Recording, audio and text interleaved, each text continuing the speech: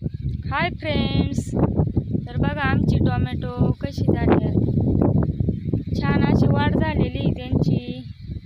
त्याला फुलं पण यायला लागले, बघा काड्या आलेल्या आहे भरपूर अशा शेंड्यांना. आणि आता फुलं पण येतील, ती उमलतील 8-1 दिवसात. आम्ही आता गळे हलवायला आलेलो आहे. भरपूर असा लोळ आहे गळ्यांमध्ये, बेडवरती. मध्ये तर भरपूरच आहे, बेडच्या मधोमध बघा पूर्ण रानात नुसता लोळा दिसतोय. ते भरपूर लोळा असल्यामुळे आम्ही फक्त बेडवरचाच काढतोय. बघा कसं हिरवगार दिसतंय.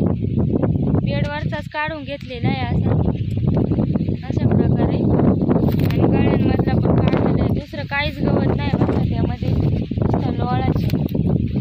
लोळ्याने पार हात दुखून आलेले आहेत आमचे. छोटा लोळा आहे बघा निघलेला हातांना. त्याला तर मग घेतो आम्ही खुरपून. असे झालेत आमचे टोमॅटो बघा. तिकडं त्या साईडला झेंडू आहे. झेंडूच्या पण आता शेंडे खुडावा लागणार आहेत आम्हाला. 4-5 दिवसांनी शेंडे पण खुडून घेणार आहे झेंडूचे. घेतो काम करून. Bye bye.